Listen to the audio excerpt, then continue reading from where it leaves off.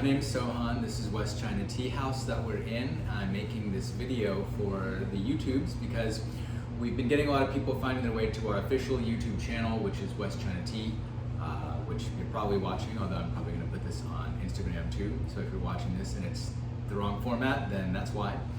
But yeah, a bunch of people are finding their way to our official YouTube, and there's nothing on there because we had some content that wasn't very high quality. We scrubbed it, and so people are going to show up and they're going to be wondering, who are these people? And so, two things.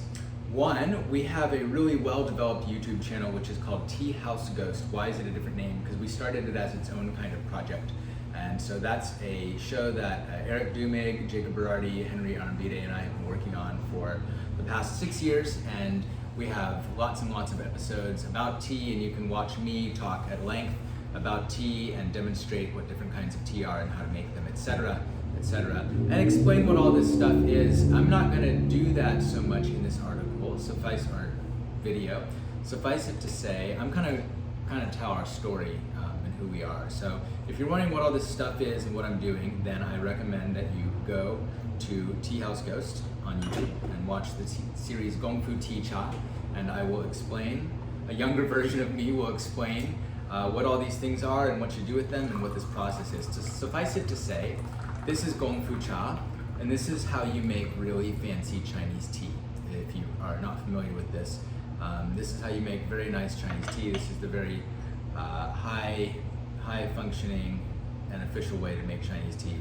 So that is what I'm doing with all these little vessels, and the tea that I'm using today is a tea called Inner Sun, which is a white tea from Sichuan province. It's a wild white tea. So if any of this interests you and you're like, wild tea, Sichuan province, what does all this mean? What I will say is that the world of tea is a broad and well-developed culture of connoisseurship. And there's many different teas and many different special wares to make them in and many special ways to make them. And it's a culture similar to wine culture or whiskey or cheese or coffee here in the West, but it's not from the West, it's from China. This particular tea culture is from China. And so people haven't been exposed to it very much. And if you found your way to this YouTube channel, maybe it's because you saw us on Modern Rogue or saw a news article about us or something like that. But Gong Fu Cha is the practice of pouring tea, the art of pouring tea. And that's kind of what we focus on here. So who are we? West China Tea, we started in 2012, and we are, the short answer is we're a tea import company and tea house builders. We import tea and teaware from China, as well as getting teaware from non-Chinese craftspeople in the United States and Canada and elsewhere, and Mexico.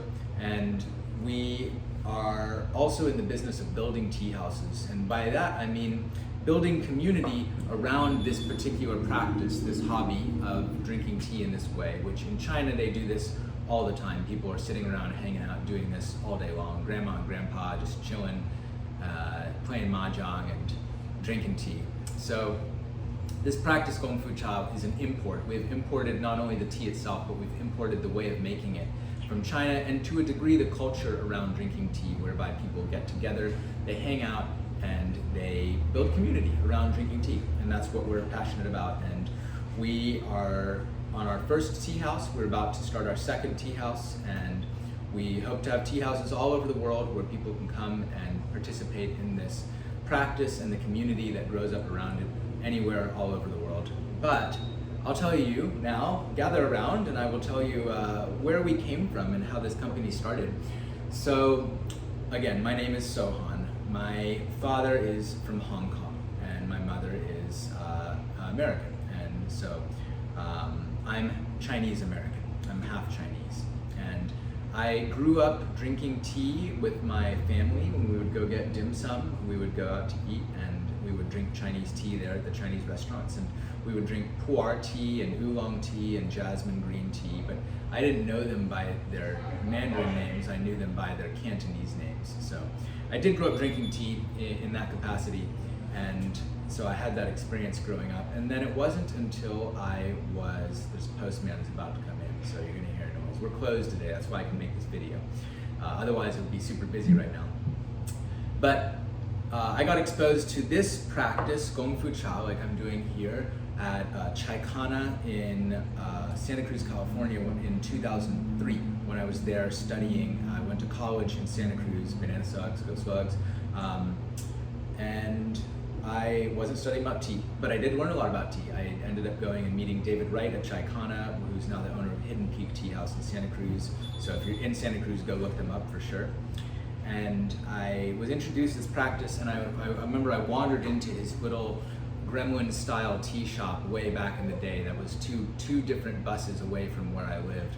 And I had just come upon it, and I was like, Chaikana, tea culture, I wonder what that means. And I went in, and David was sitting at the back of the shop, this dark, kind of shadowy shop with all these arcane things on the walls, kind of like here, except ours is well lit and big. But this was way back in 2003, you know. It was a great spot, it was very cool, very atmospheric. But it was like Gremlins, where the guy gets the mogwai from, where he gets Gizmo from. It's like this little old Chinese shop with all this random stuff. Here comes the postman. Hey, how's it going? No, good. Thank you. You got it. Thank you. Have a good one. You too. You got it? Yep. All right. He's a nice guy. Ooh, and he closed the door with his foot on the way out, which is very impressive. Like he had to pull it inwards. Anyways, so David served me a little cup of silver needle out of a stone teapot, and I was immediately like, this is so cool.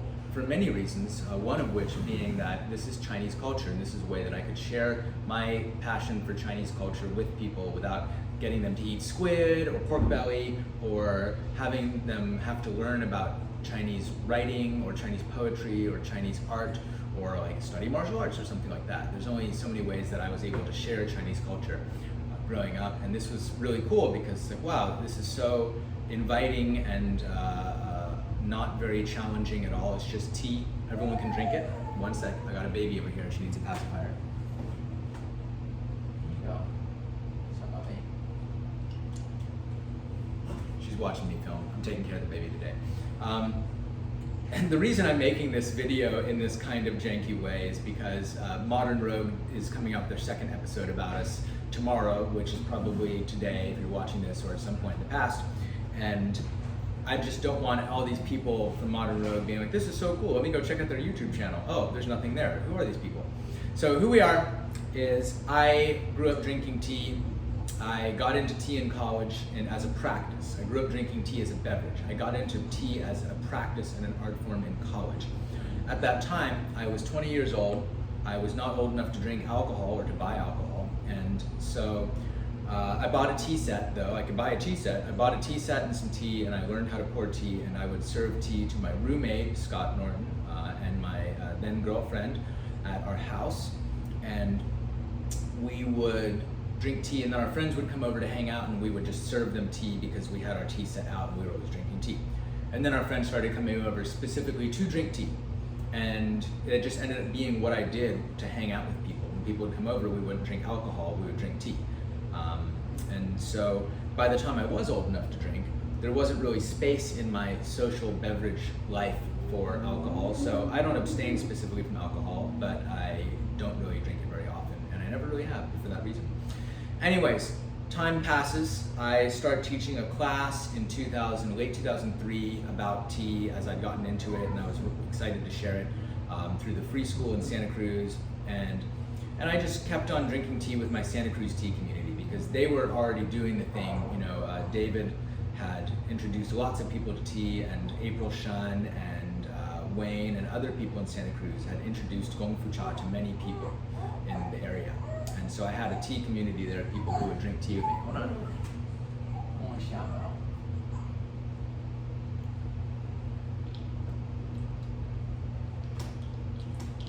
She's doing good. She just needs her pacifier. It keeps falling out. And she doesn't have the ability to pick it up and stick it in her mouth yet, so I gotta do it for her. Maybe the baby will come on the video. Maybe. There are people who are like, I don't put my child on social media, but it's like, I'm all over social media, you know what I mean? Anyways, we'll see how I feel at the end of this video. So I was serving tea for years and years. I moved to Austin in 2008. I got a job at Jade Leaves Tea House, now defunct, which was part of Turtle Dragon Acupuncture, not defunct, still functioning. Go visit them if you need herbs or acupuncture in Austin, Texas. But they used to have a little tea house attached to the front of their building at their old location, and it was called Jade Leaves. It was also a restaurant, and I was their tea sommelier, and that was my job, was to run their tea program. I did that for about a year, and then I moved to China. I didn't go to China for tea. I went to China for environmental science because that's what I studied, marine biology specifically, but then I ended up in freshwater biology. Long story short, I went to China to do research with an organization called CURA, the Chengdu Urban Rivers Association.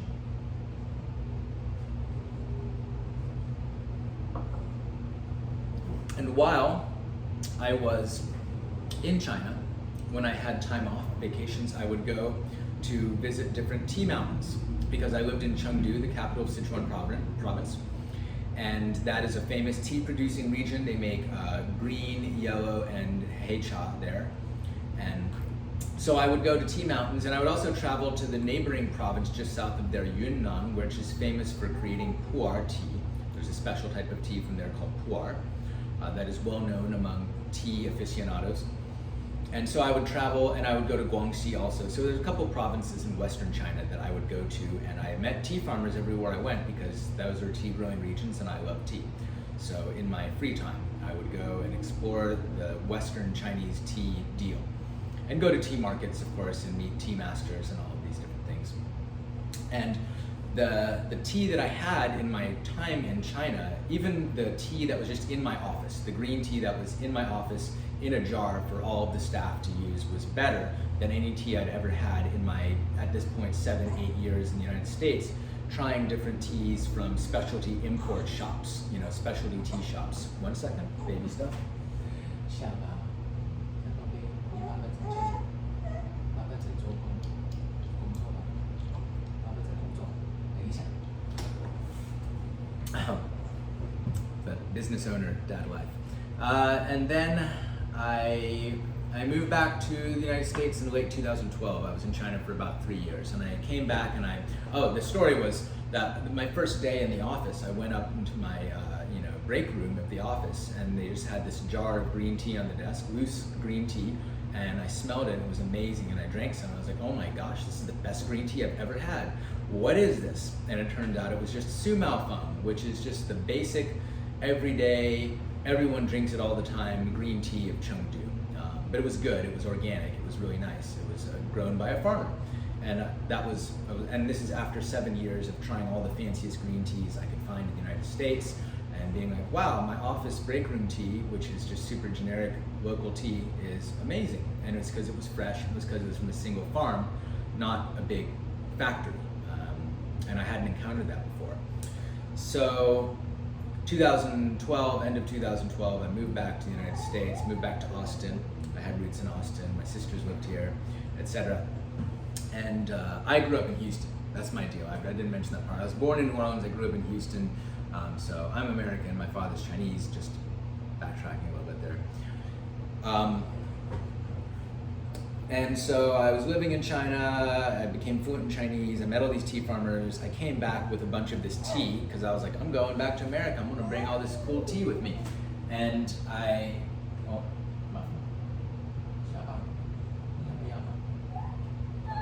don't think she wants her pacifier anymore, she's just chilling. So I brought all this good tea back with me, this farm direct tea, and I wasn't importing it, I just had it, I was drinking it. I came back, I met up with my tea friends, including Eric Dumig, who makes the Gong Fu Tea Cha show that I mentioned earlier, which again, if you want to know about all this stuff, go check out the YouTube channel, Tea House Ghost, and watch the show Gong Fu Tea Cha. But I came back, I drank tea with my American side tea friends, including Eric and a bunch of other people, including his twin Crow, who just moved back to Austin, Sup Crow, and also just had a baby.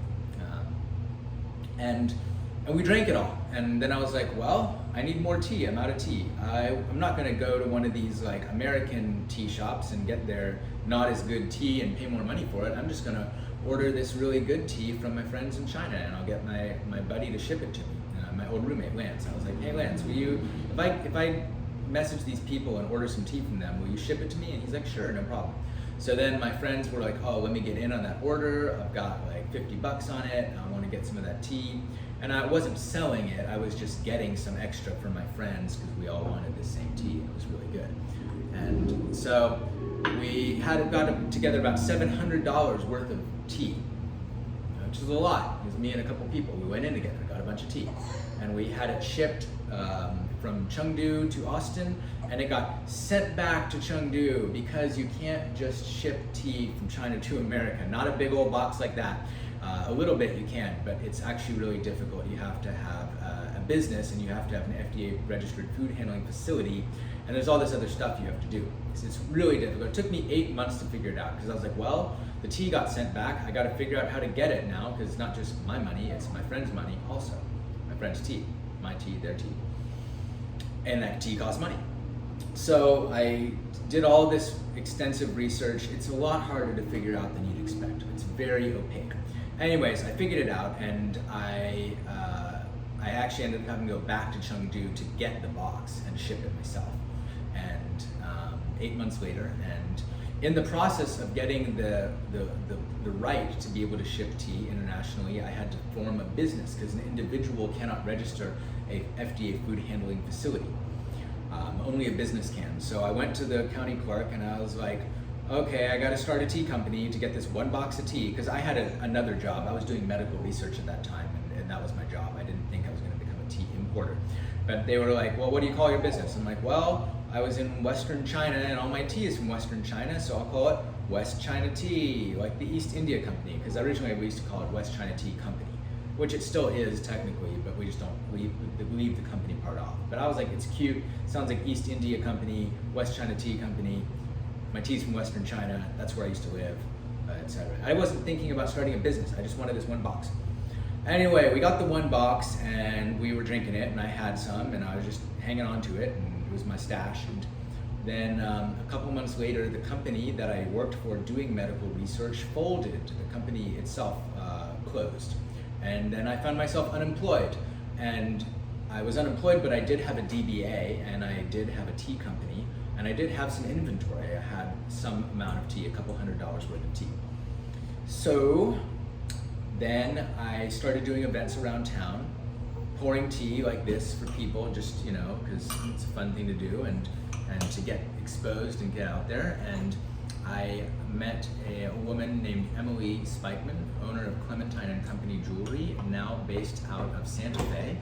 But at that time she was based out of Austin on the east side, over on Greenwood Avenue. And in her little jewelry studio, where she was always hammering away with her little hammers, I rented a room from her, and we collaborated a bunch on stuff. And I set up my first tea room, which is just a room in a house, and I called them office hours every Tuesday and Friday. She's getting rambunctious over there. Every Tuesday and Friday I would hold office hours, and people would come and just drink tea for free, because nobody knew what this was, and nobody thought it was something that they needed to pay for or would pay for or whatever. It was just, I did it for free because people weren't familiar with it. And people would buy tea. And gradually, after doing that and doing the farmer's market, doing more events and exposing more people to it, and it grows on its own because some people get exposed to it, and then at least, you know, a couple of those people are like, wow, this is really cool. How do I do this? And I'm like, here, you can buy a tea set, and I'll show you how to use it. Here's some tea, and now you can go serve tea to people. And so they go serve tea to their friends and their family, and some of them are like, wow, this is really cool. How do I do this? And so tea culture, Gongfu Cha, Chinese tea culture, spreads from person to person, and it grows itself. It's this organically growing thing, like a tea plant. And so the community just got bigger and bigger of people who would come to my office hours and drink tea. And then me and Emily and Bill Natalini from Wonder Pills Kombucha and a bunch of other friends who were all small business owners rented a space on South Congress above Uncommon Objects, and I would hold tea tastings there.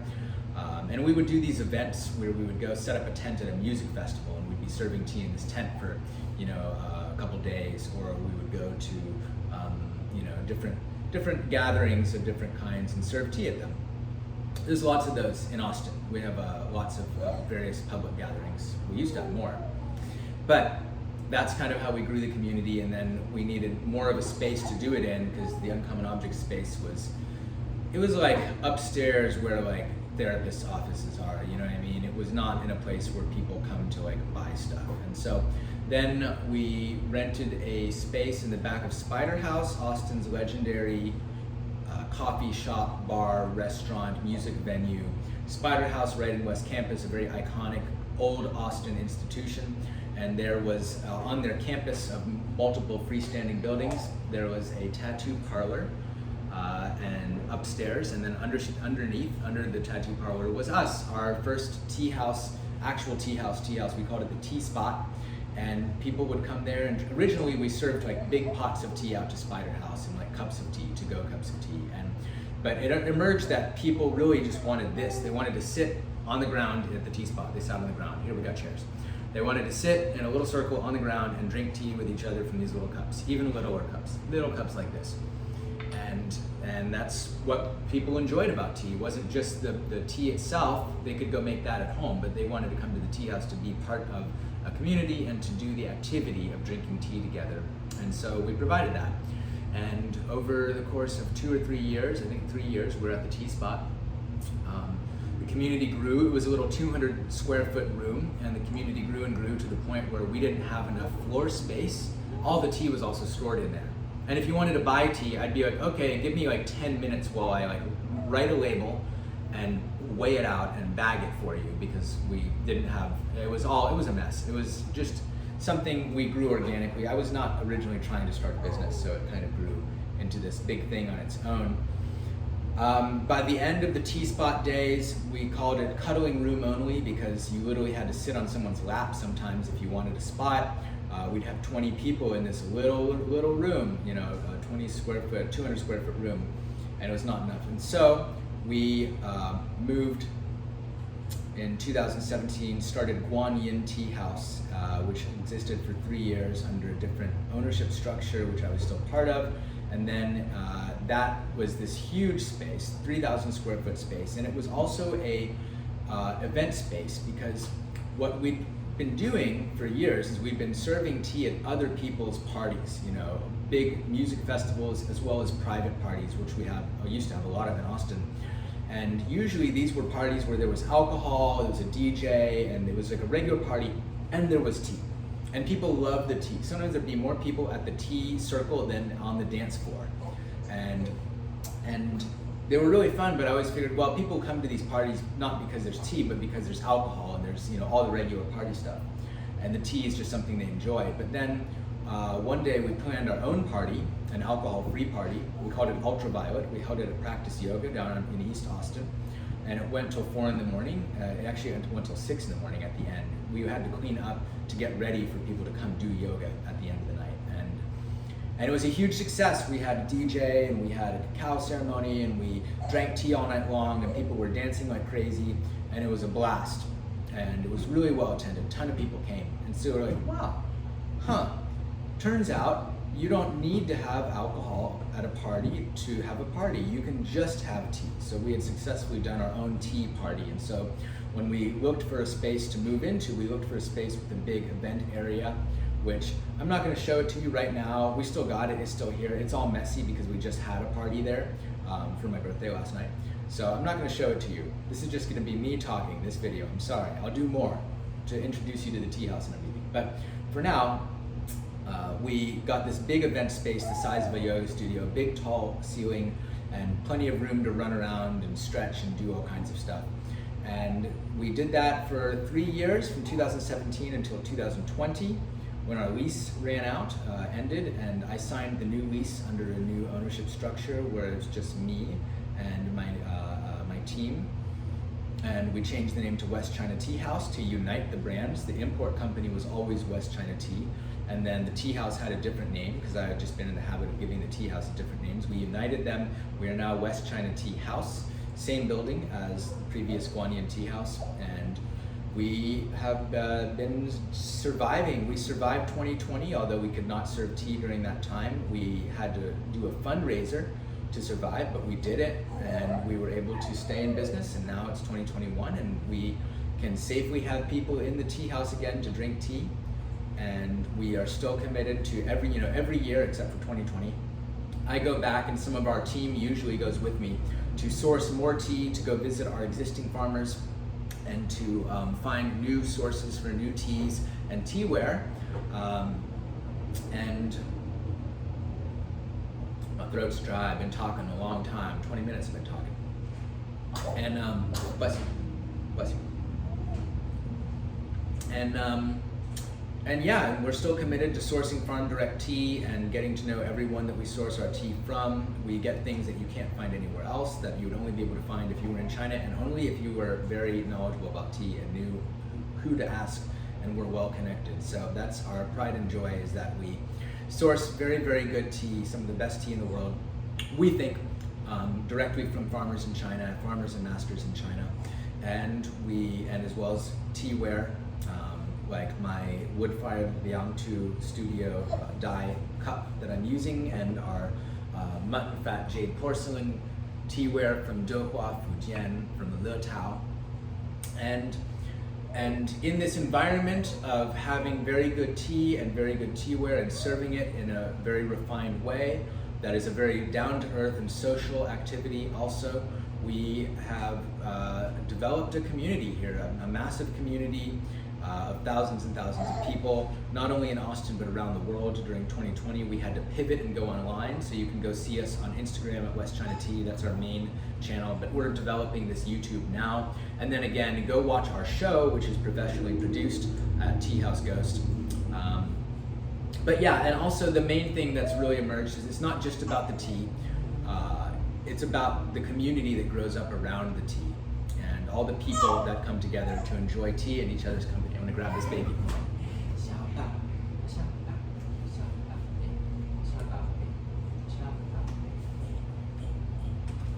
Okay, all right. The baby gets to be on the stream or on the video because she's getting bored over there and she wants some kind of stimulation, so she gets to be on our YouTube channel now.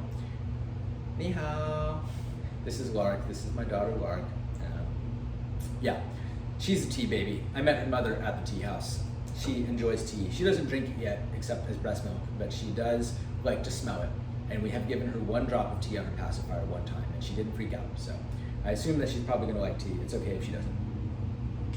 So anyways, that's who we are. I'm Sohan. This is West China Tea. We get the best tea that we can find. We bring it over and show people how to steep it, how to enjoy it, how to drink it, let people know what it is and where it's from. And we build tea houses. This is one tea house that we've built that we're in right now, and there's going to be many more. And hopefully somewhere you live, wherever it is that you're watching, we would love to have a tea house where you are, so we can share the kind of community that we built here over there, because we think that in the tea house, people bring their best selves and people get to know each other as their best selves, and that's something that we're really, really passionate about. So there you go. That is the abridged but still very long-winded version of who we are, what we do. And welcome to our YouTube channel if you're watching YouTube, or our Instagram channel if you're watching Instagram, or our website if you're on the website. But wherever you are, welcome to our tea house, virtually or in person. And thank you guys so much for watching, and stay tuned. We're going to make some more videos for the YouTube channel. There's tons of content already on Instagram and our instructional YouTube channel, Tea House Ghost. Thank y'all. Bye.